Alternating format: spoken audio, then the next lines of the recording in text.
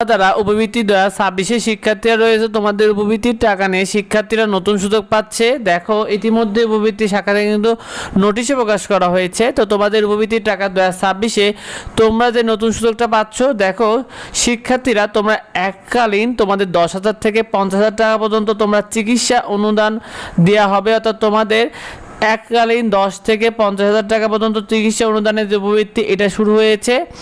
এটা থাকবে ষষ্ঠ থেকে স্নাতক পর্যায়ে। তো তোমরা যারা ষষ্ঠ থেকে স্নাতক পর্যায়ে আছো, অর্থাৎ স্কুল কলেজ এবং যারা অনার্সে পড়ে তারাও কিন্তু এই সুযোগটা পাবে শিক্ষার্থী। আর আবেদন চলবে 31 আগস্ট রাত 11:59 পর্যন্ত। অর্থাৎ বর্তমানে আবেদন শুরু হয়ে গেছে, 31 আগস্ট পর্যন্ত আবেদন করা যাবে। আর অনলাইনে ফ্রিতেই তুমি আবেদন করতে পারবে। কিভাবে আবেদন করতে হবে এটা নিয়ে ভিডিও থাকবে আমাদের সাথে, সেটা পেতে অবশ্যই যুক্ত হয়ে যাও।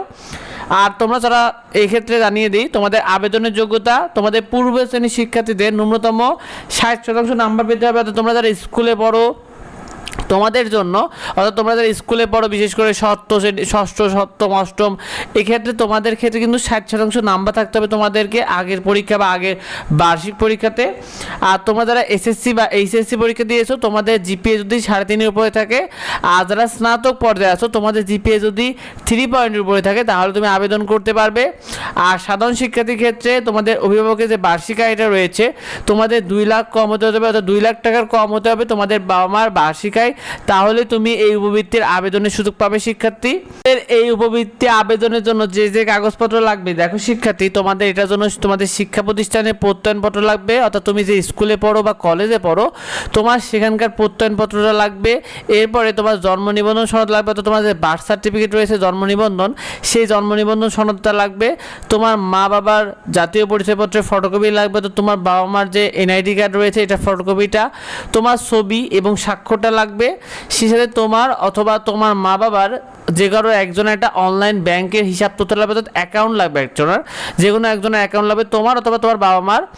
আর এটা যেহেতু চিকিৎসা অনুদান সেক্ষেত্রে তোমার জেলা সিভিল সার্জন, সরকারি হাসপাতাল অথবা উপজেলা স্বাস্থ্য কমপ্লেক্স যে কোনো এক জায়গা থেকে তোমার আহত চিকিৎসা সনদ লাগবে। অর্থাৎ এটা মূলত দুর্ঘটনার যে চিকিৎসার ক্ষেত্রে, সেক্ষেত্রে তুমি যদি কখনো কোনো চিকিৎসা হয়ে থাকো দুর্ঘটনার কারণে, সেক্ষেত্রে তুমি কিন্তু এটা আবেদন করতে পারবে, সেই চিকিৎসার সনদটা লাগবে। আর একটা বিষয় লাগবে, তোমার প্রয়োজনীয় যে রিপোর্ট রয়েছে চিকিৎসার, সেই রিপোর্টগুলো জমা দিতে হবে। এইগুলো শুধুমাত্র লাগবে। তোমরা যারা ভালো মতো আবেদন করতে পারবে তোমাদের কিন্তু এই টাকাটা অনেক বেশি পাওয়া যায় এবং এককালীনই 10 থেকে 50,000 টাকা পাওয়া যায়। সুতরাং তোমার যাদের সুযোগ রয়েছে অবশ্যই এটা আবেদন করে রেখো। আর আবেদনের নিয়ম আমরা তোমাদেরকে দেখিয়ে দেবো, সেগুলো পেতে অবশ্যই যুক্ত হয়ে যাও। আর এই বিষয়টা তোমার বন্ধুদেরকে শেয়ার করে দাও যাতে অন্যরা এই বিষয়টি জানতে পারে। দেখা হয় পরবর্তী ভিডিওতে। ধন্যবাদ সবাইকে।